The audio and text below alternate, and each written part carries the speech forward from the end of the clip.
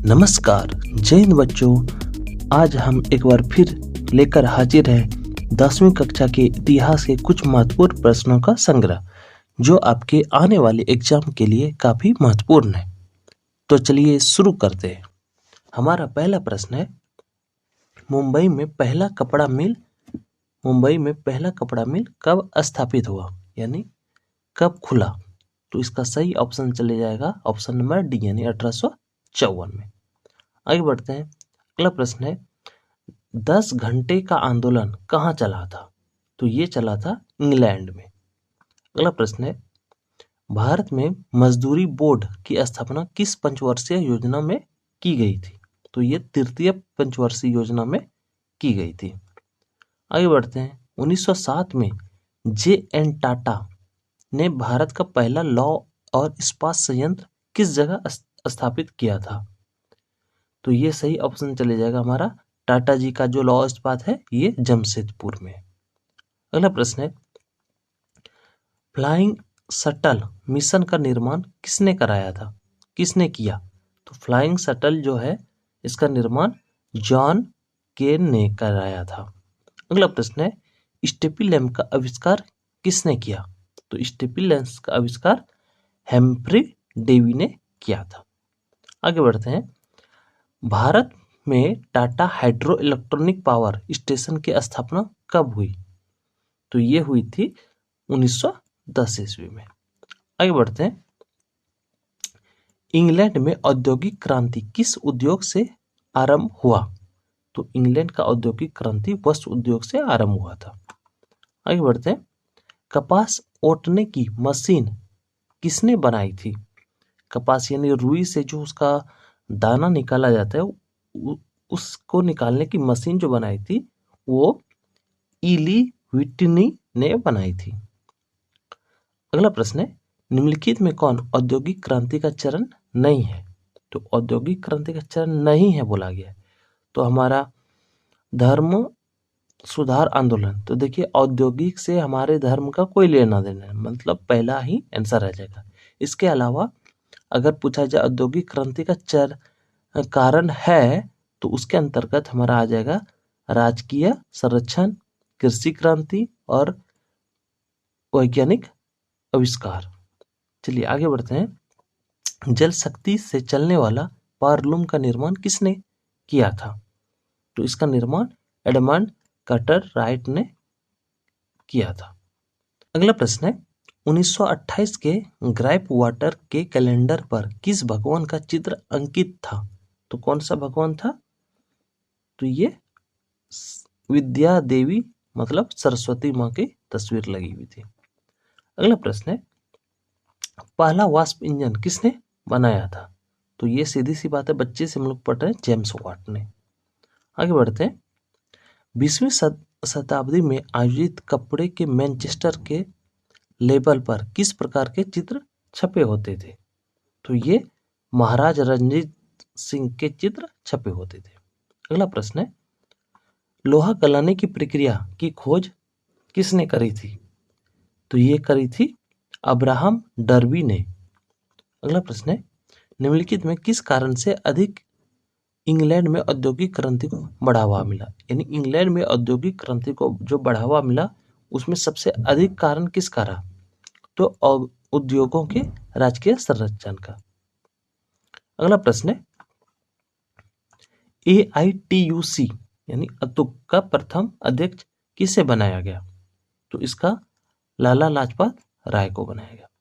अगला प्रश्न है, पेरिस के पुनर्निर्माण का क्या उद्देश्य था? पेरिस के पुनर्निर्माण का उद्देश्य था पेरिस को भव्य नगर बनाना।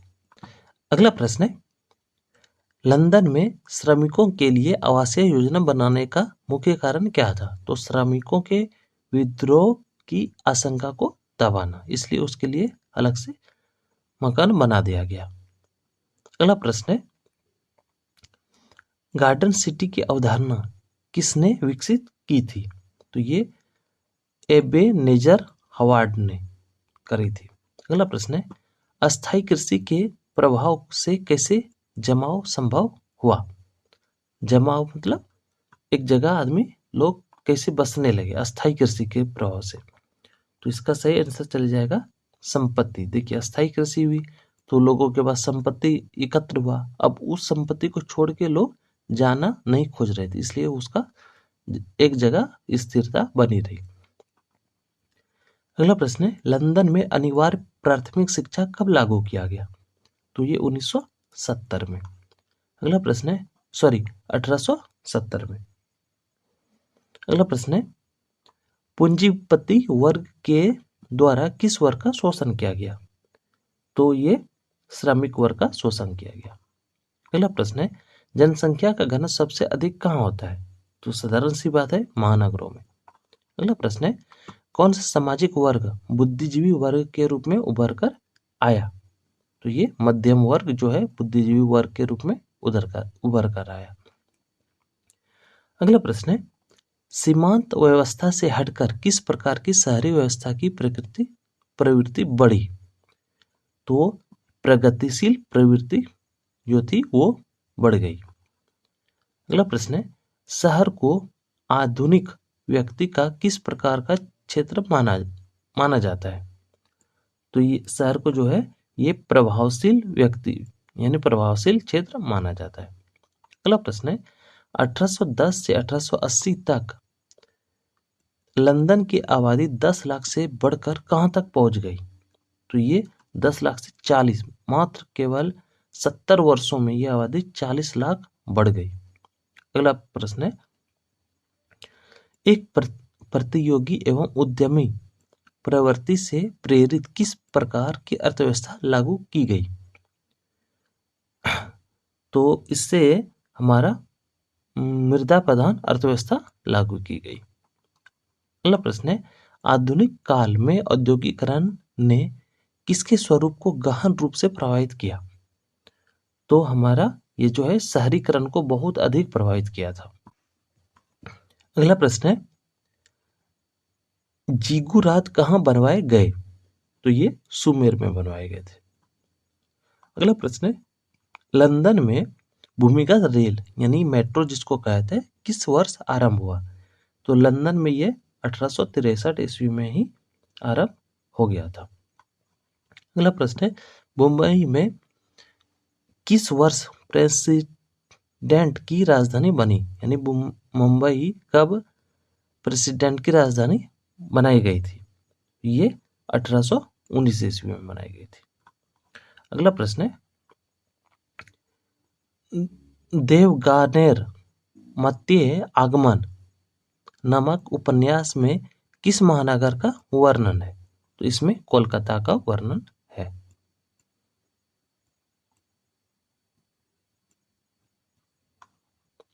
अगला प्रश्न है, आधुनिक शहरी का उदय किसे सबसे पहले कहाँ हुआ? आधुनिक शहरी का यानी शहरीकरण का सबसे पहला उदय कहाँ पर हुआ था? तो ये इंग्लैंड में हुआ। अगला प्रश्न है, इंग्लैंड में चार्टिस्ट आंदोलन कब प्रारंभ हुआ था? तो ये 1838 ईस्वी में प्रारंभ हुआ। आगे बढ़ते हैं, एक स्वतंत्र राष्ट्र के रूप में सिंगापुर का उदय किस वर्ष हुआ? स्वतंत्र राष्ट्र के रूप में, तो ये कब हुआ था? तो 1965 में।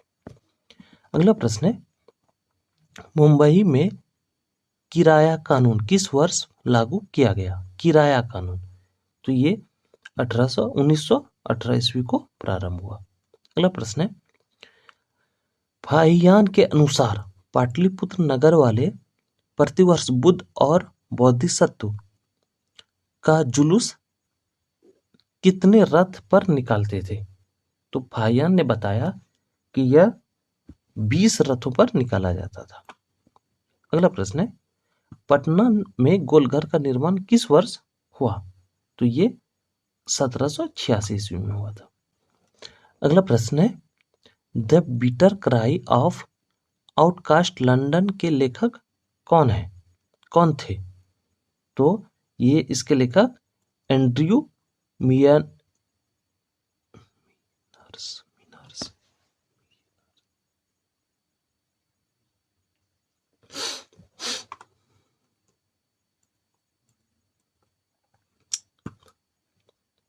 अगला प्रश्न है, the Peter cry of outcast London के लेखक कौन थे? तो इसके लेखक थे एंड्रयू मीनर्स, ऑप्शन सी। अगला प्रश्न है, लंदन में रैन बसेर किसके लिए बनवाए गए थे? तो रैन बसेर मतलब यात्रियों को मतलब जो एक जगह से दूसरे जगह जाते आते रहते हैं उनके लिए बसेरा किसके लिए बनवाया गया था? तो ये बेसहारा लोगों के लिए बनाया गया था। अगला प्रश्न है, संयमता आंदोलन किस महानगर में चलाया गया? तो ये हमारा लंदन में चलाया गया था। अगला प्रश्न है, लंदन में गार्डन सिटी की योजना किन लोगों के लिए बनाई गई थी? तो गार्डन सिटी धनी लोगों के लिए बनाई गई थी। अगला प्रश्न है, गार्डन सिटी की योजना किसने बनवाई? तो ये बनवाई थी एबेनेजर हवार्ड ने। अगला प्रश्न है, सीधी लकीरों का अत्तिला के रूप में किसका चित्रण किया गया? तो ये किया गया बॉरन हंसमान का। बॉरन हंसमान। अगला प्रश्न है, बॉरन हंसमान कौन था? तो ये एक प्रकार के शियों का प्रीफेक्ट था। शिया सुन्नी मुसलमान का एक ये होता है, जाति होता है, उसी का। अगला प्रश्न है, मुंबई की चाल किस प्रकार की इमारत थी? मुंबई की चाल जो है वो किस प्रकार की इमारत थी? तो ये बहुमंजिलाई इमारत थी। अगला प्रश्न है, ईस्ट इंडिया कंपनी को ब्रिटेन के किस राजा ने मुंबई को दे दिया? ईस्ट इंडिया कंपनी को ब्रिटेन के किस राजा ने मुंबई को दे दिया था? तो ये दे दिया था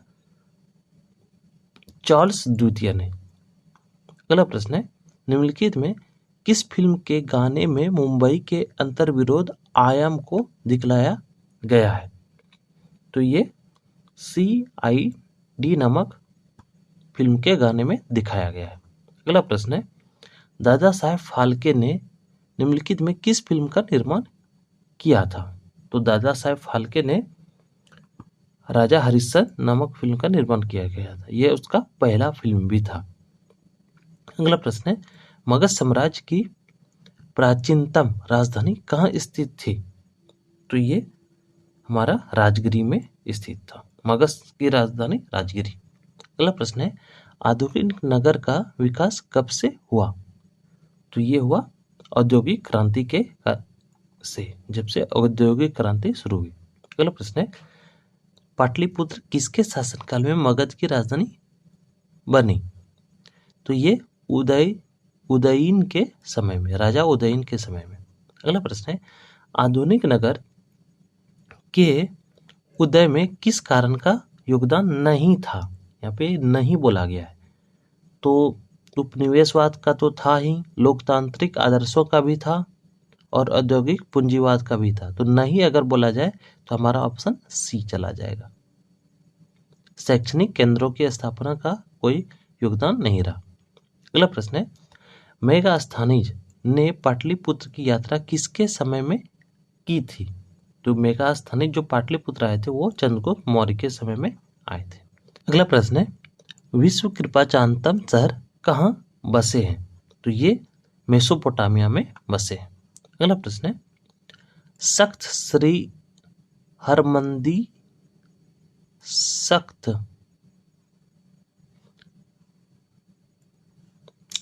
अगला प्रश्न है, सख्त श्री हरमंदिर जी साहब कहाँ स्थित है? तो ये पटना साहिब में स्थित है। अगला प्रश्न है, विशाल स्नानागार कहाँ बना था? तो ये बना था मोहनजोदड़ो में। अगला प्रश्न है, भूमंडलीकरण की शुरुआत किस दशक में हुई? तो ये जो हुई थी 1990 के दशक में। अगला प्रश्न है, गिरमिटिया मजदूर किसे कहा जाता है? तो अनुबंध पे लाए गए मजदूरों को गिरमिटिया मजदूर कहते हैं। अगला प्रश्न है, द्वितीय विश्व युद्ध के बाद यूरोप में कौन सी संस्था का उदय हुआ? आर्थिक दुष्प्रभावों को समाप्त करने के लिए हुआ। यानी द्वितीय विश्व युद्ध के बाद तो यूरोप में क्या बना था? यूरोपीय संघ बना था। अगला प्रश्न है, प्राचीन काल में किस स्थल मार्ग से एशिया और यूरोप का व्यापार होता था? तो ये था हमारा रेशम मार्ग। अगला प्रश्न है, बाजार का स्वरूप विश्वव्यापी किस क्रांति के बाद हुआ? तो ये औद्योगिक क्रांति के बाद। अगला प्रश्न है, विश्वव्यापी आर्थिक संकट किस वर्ष आरंभ हुआ? तो ये 1929 में हुआ था। अगला प्रश्न है, ब्रिटेन वुड्स सम्मेलन किस वर्ष हुआ था? तो ये 1944 में हुआ था। अगला प्रश्न है, विश्व बाजार के रूप का आधार क्या था? तो विश्व बाजार का रूप उस वक्त जो था वो वस्त्र उद्योग था। अगला प्रश्न है, पहले विश्व बाजार के रूप में कौन सा शहर उभर कर आया? तो अलेक्जेंड्रिया जो था वो पहले विश्व बाजार के रूप में उभर कर आया। अगला प्रश्न है, गिरमिटिया मजदूर बिहार के किस क्षेत्र से भेजे जाते थे? तो ये बिहार के पश्चिमी क्षेत्र से भेजे जाते थे। अगला प्रश्न है, सिकंदर कहाँ का निवासी था? तो सिकंदर यूनान का निवासी था। आगे बढ़ते हैं, प्रथम विश्व युद्ध की समाप्ति के बाद किसके द्वारा यूरोप की अर्थव्यवस्था को पुनर्जीवित करने का प्रयास किया गया? तो ये अमेरिका द्वारा किया गया था। अगला प्रश्न है, विश्व बाजार का विस्तार आधुनिक काल में किस समय प्रारंभ हुआ था? तो ये हुआ था 18वीं शताब्दी में। अगला प्रश्न है, कच्ची कपास का निर्यात 1800 से 1872 के बीच 5% से बढ़कर कितना प्रतिशत हो गया? तो ये कितना हो गया था? 35% हो गया था। आगे बढ़ते हैं, आर्थिक संकट यानी मंदी जिसको कहते हैं के कारण यूरोप में कौन सी नई शासन प्रणाली का उदय हुआ? तो ये फासीवाद का हुआ था। अगला प्रश्न है, आधुनिक युग में अर्थव्यवस्था के क्षेत्र में होने वाली सबसे बड़ी क्रांति कौन सी थी? तो इसको हम लोग क्या कहते हैं? औद्योगिक क्रांति बोलते हैं। अगला प्रश्न है, हिस्सो मेला का आयोजन कहाँ किया गया था? तो ये त्रिनिदाद में किया गया था। अगला प्रश्न है, रेशम मार्ग कहाँ से आरंभ होता था? तो रेशम मार्ग की बात करें तो ये चीन से आरंभ होकर हमारा भारत, ईरान, इराक, सीरिया होते हुए रोम तक जाता था। रोम तक ये उसमें जाता था रेशम मार्ग। अगला प्रश्न है, वृहद उत्पादन व्यवस्था किस देश में आरंभ किया गया? तो ये अमेरिका में आरंभ किया गया था। आगे बढ़ते हैं, आलू अकाल किस देश में हुआ था? तो आलू अकाल आयरलैंड में हुआ था। अगला प्रश्न है, कॉर्न लॉ किस देश में पारित किया गया था? तो ये ब्रिटेन में पारित किया गया था। अगला प्रश्न है, नूडल्स किस का मूल है? मूल का था।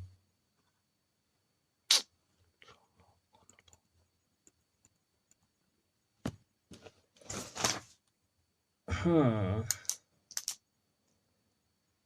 281।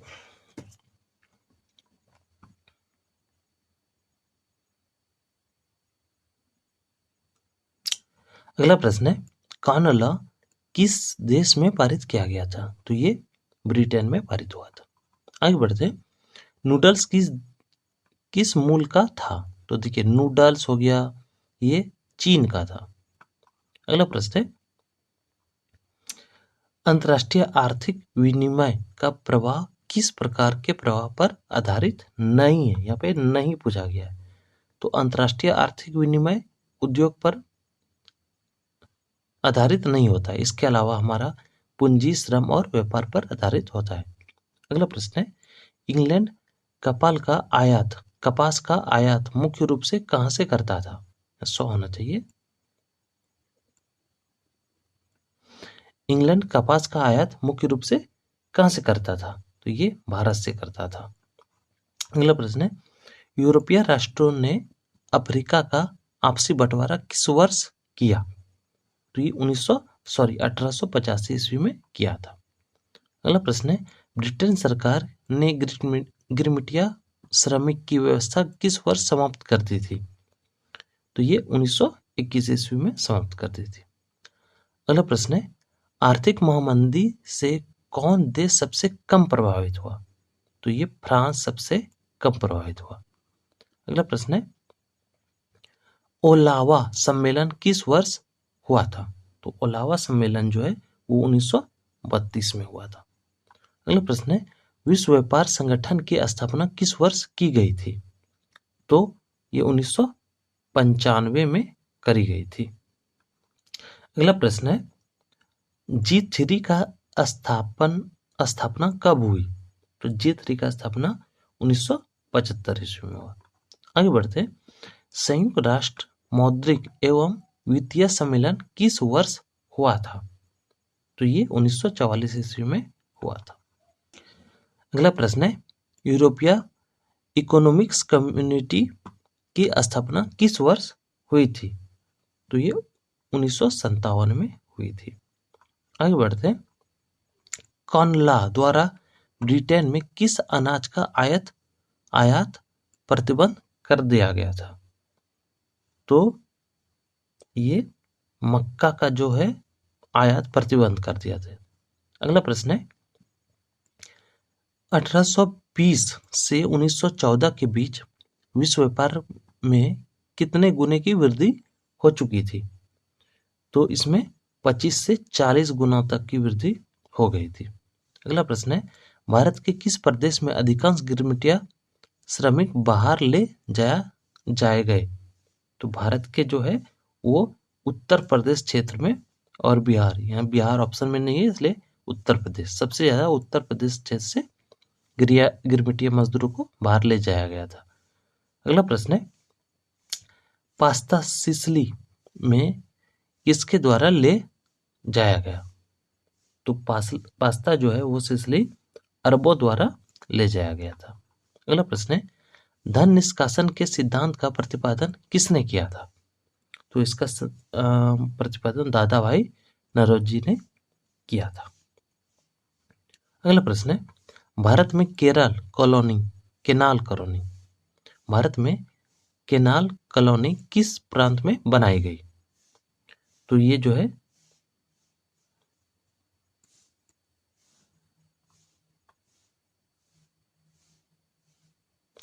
अगला प्रश्न है, भारत में केनाल कॉलोनी किस प्रांत में बनाई गई? तो ये पंजाब में बनाई गई थी। अगला प्रश्न है, वृहत उत्पादन की नीति किसने अपनाई थी? तो ये हेनरी फोर्ड ने अपनाई थी। अगला प्रश्न है, ईस्ट इंडिया कंपनी अफीम किस देश में बेचती थी? तो उसको वो चीन में भेजती थी। अगला प्रश्न है, आर्थिक महामंदी का विश्व अर्थव्यवस्था पर क्या प्रभाव पड़ा? तो आर्थिक महामंदी से सबसे अधिक क्या हुआ? बेरोजगारों की संख्या बढ़ी। अगला प्रश्न है, अलेक्जेंड्रिया किस सागर के मुहाने पर बसा हुआ है? तो अलेक्जेंड्रिया जो शहर है ये कहां पर बसा है? ये लाल सागर के मुहाने पर। अगला प्रश्न है, दी कॉमर्स ऑफ नेशन नामक पुस्तक के लेखक कौन है? तो इसके लेखक कार्डलिफ जी हैं। अगला प्रश्न है, भारत में आर्थिक महामंदी का सबसे बुरा प्रभाव किस वर्ग पर पड़ा? तो ये किसानों पर सबसे अधिक प्रभाव पड़ा था क्योंकि इसका अनाज एकदम बिल्कुल बिक ही नहीं रहा था। अगला प्रश्न है,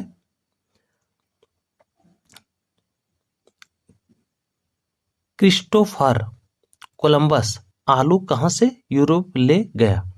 तो ये कोलंबस जो थे, क्रिस्टोफर कोलंबस, इन्होंने अमेरिका से आलू लेकर गया। अगला प्रश्न है, किस अमेरिकी राष्ट्रपति ने न्यू डील लागू करी थी? तो न्यू डील जो लागू किया था एफडी रूजवेल्ट ने किया था। अगला प्रश्न है, अमेरिका में गुलाम कहां से ले जाए जाते थे? तो अमेरिका में गुलामों को अफ्रीका से लेकर जाया जाता था। अगला प्रश्न है, भूमंडलीकरण शब्द का निजात किसने किया? तो इसका निजात जो किया था जॉन विलियम्स ने किया था। अगला प्रश्न है, विश्व अर्थव्यवस्था को सुधारने के में किसका सहायता मिला? यानी विश्व अर्थव्यवस्था को सुधारने के लिए सबसे ज्यादा भारत का सहायता मिला, क्योंकि भारत को सोने की चिड़िया कहा जाता था, यानी कि वहाँ यहाँ पे सोने की मात्रा सबसे अधिक थी। तो सोने के निर्यात से विश्व की अर्थव्यवस्था सुधरी थी। अगला प्रश्न है, गिरमिटिया अमिक श्रमिक किन्हें कहा जाता था? तो गिरमिटिया श्रमिक किसको कहा जाता था? तो जो लोग अनुबंध पर लेकर काम में किया जाता था, जिसे उसे गिरमिटिया श्रमिक कहा जाता है। अगला प्रश्न है, गुटेनबर्ग का जन्म किस देश में हुआ था? तो इसका जन्म जो हुआ था वो जर्मनी में हुआ था। अगला प्रश्न है, गुटेनबर्ग ने सर्वप्रथम किस पुस्तक की छपाई करी थी? तो उन्होंने बाइबिल की छपाई करी थी। अगला प्रश्न है, भारतीय प्रेस का प्रारंभ विलियम्स वोल्ट्स द्वारा कब किया गया? तो ये 1766 ईस्वी में किया गया था। अगला प्रश्न है, रूसो कहाँ का दार्शनिक था? तो रूसो फ्रांस का दार्शनिक था। आगे बढ़ते हैं, चीनी व्यक्ति पेंगोंग ने मिट्टी की मुद्रा कब बनाई थी? तो ये पिनोंग जो था, इन्होंने मिट्टी की मुद्रा 1041 ईस्वी में ही बना रखी थी। अगला प्रश्न है, 13वीं सदी में किसने ब्लॉक प्रिंट्स के नमूने यूरोप में पहुंचाए? तो ये मार्को पोलो ने पहुंचाया था। अगला प्रश्न है, हरिजन पत्रिका का प्रकाशन किसने आरंभ किया था? तो ये फिरोज शाह मेहता ने किया था। आगे देखते, भारतीय द्वारा प्रकाशित प्रथम समाचार पत्र कौन सा था? तो बंगाल गजट था। अगला प्रश्न है, मार्टिन लूथर कौन थे? तो मार्टिन लूथर कौन थे? ये एक धर्म सुधारक थे। अगला प्रश्न है, इंग्लैंड में मुद्रण कला को पहुंचाने वाला कौन था? तो इंग्लैंड में मुद्रण कला को किसने पहुंचाया? इसे कैक्सटन ने पहुंचाया था। अगला प्रश्न है, विश्व में सर्वप्रथम मुद्रण की शुरुआत कहाँ हुई? तो ये चीन में हुई। छपाई का जो काम हुआ था ये सर्वप्रथम चीन में हुआ था। अगला प्रश्न है, महात्मा गांधी ने किस पत्र का संपादन किया था? तो महात्मा गांधी ने यंग इंडिया नामक समाचार पत्र का संपादन किया था। अगला प्रश्न है, किस पत्र ने रातों रात वर्नाल्यूकर प्रेस एक्ट को से बचने के लिए अपनी भाषा बदल डाली? तो ये किसने बदली थी? ये अमृत बाजार पत्रिका ने बदली थी।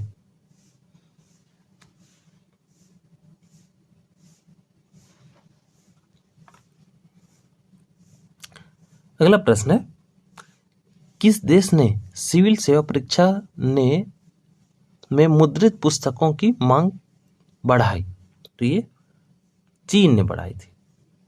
सिविल सेवा प्रतियोगिता परीक्षा की शुरुआत भी चीन में ही हुई थी। अगला प्रश्न है, किसने कहा मुद्रण ईश्वर की दी हुई महानतम देन है, सबसे बड़ा तोहफा है? ये किसने कहा था? तो ये मार्टिन लूथर ने कहा था। अगला प्रश्न है, आजादी के बाद समाचार पत्र आपत्तिजनक विषय अधिनियम कब पारित हुआ? तो ये हुआ था 1951 ईस्वी में। अगला प्रश्न है, कागज का आविष्कार किस देश में हुआ? तो कागज का आविष्कार भी हमारा चीन में ही हुआ था। अगला प्रश्न है, कार्डियन शैली में कौन सी पुस्तकें प्रकाशित हुई? तो कार्डियन शैली में चीनी पुस्तकें प्रकाशित हुई थी।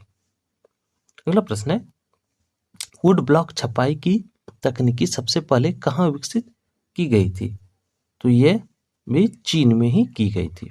अगला प्रश्न है, छपाई सबसे पहले किस देश में आरंभ हुआ? तो छपाई जो है सबसे पहले चीन में ही आरंभ हुआ। अगला प्रश्न है, एक पेशिया मैगजीन किस देश में प्रकाशित हुआ?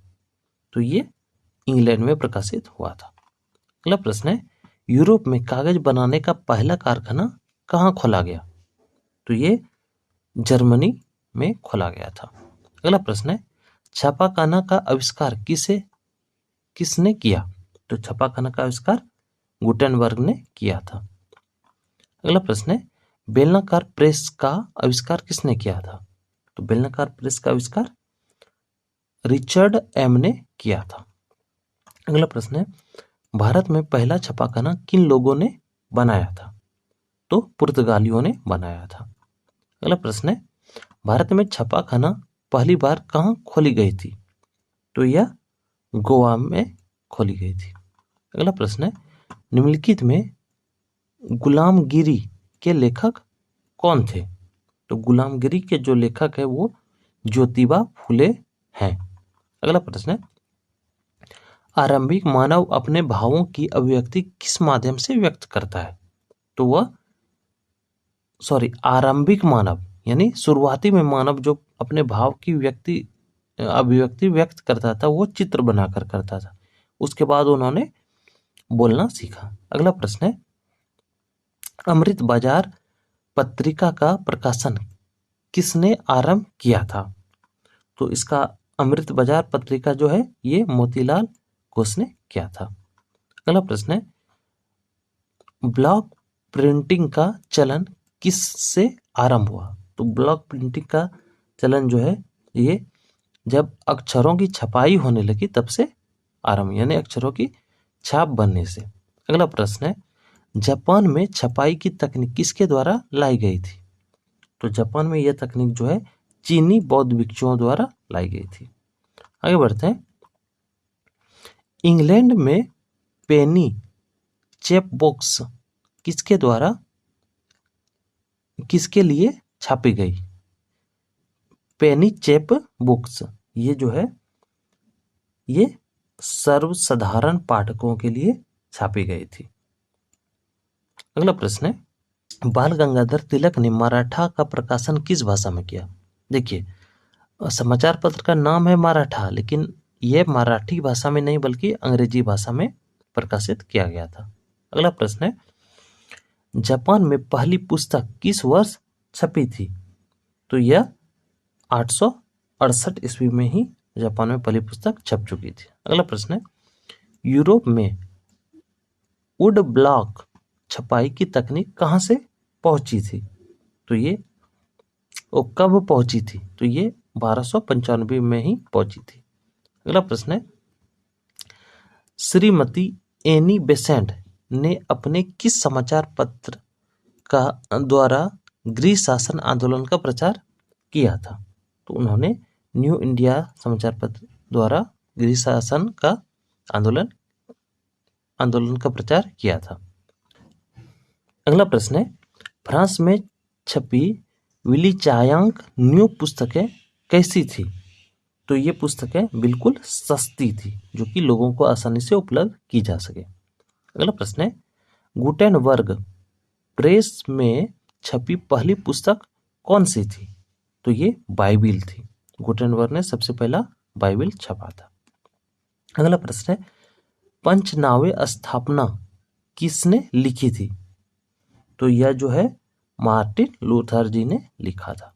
अगला प्रश्न है, भारतीय समाचार पत्रों में के मुक्तिदाता के रूप में कौन गवर्नर जनरल विख्यात हैं? भारतीय समाचार पत्रों के मुक्तिदाता तो ये विलियम बेटिंग है। अगला प्रश्न है, भारत में पहला समाचार पत्र किसने प्रकाशित किया था?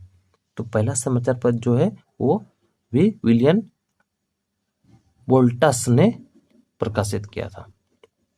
अगला प्रश्न है, वर्नाकुलर प्रेस एक्ट किस गवर्नर जनरल के समय पारित हुआ था? तो ये लॉर्ड लिटन के समय पारित हुआ था। अगला प्रश्न है, अंग्रेजी भाषा में बंगाल गजट का प्रकाशन किसने आरंभ किया? तो अंग्रेजी भाषा में बंगाल गजट इसका जो प्रकाशन किया वो जेम्स ऑगस्टस हिक्की ने किया था। अगला प्रश्न है, पिकविक पेपर्स उपन्यास किसने लिखी थी? तो पिकविक पेपर्स उपन्यास जो है ये लिखी थी चार्ल्स डिकेंस ने। अगला प्रश्न है, देसी भाषा में भारतीयों द्वारा प्रकाशित पहला समाचार पत्र कौन सा था? तो ये बंगाल गजट था। अगला प्रश्न है, मराठी भाषा का पहला उपन्यास कौन सा था? तो ये यमुना पर्यटन था। अगला प्रश्न है, संवाद कौमुदी का प्रकाशन किस भाषा में हुआ? तो इसका बंगाली भाषा में इसका प्रकाशन हुआ था, यानी बांग्ला में। अगला प्रश्न है, बंकिम चंद्र चट्टोपाध्याय का पहला उपन्यास कौन सा था? तो इसका दुर्गेश नंदिनी उपन्यास था पहला। अगला प्रश्न है, निम्नलिखित समाचार पत्रों में सबसे अधिक प्रतिक्रियावादी कौन था? तो सबसे अधिक प्रतिक्रियावादी इंग्लिश मैन था। अगला और आखिरी प्रश्न होगा इस संग्रह का, मेरा बचपन और मेरा विश्वविद्यालय नामक पुस्तक किसने लिखी थी? तो ये लिखी थी मैक्सिम गोकी ने। इसी के साथ हमारा आज का ये कुल 160 प्रश्नों का जो संग्रह था, अंतिम प्रश्न यानी हिस्ट्री का 10th हिस्ट्री का अंतिम प्रश्न जो ये समाप्त होता है। मिलते हैं अगले वीडियो में, तब तक के लिए जय हिंद।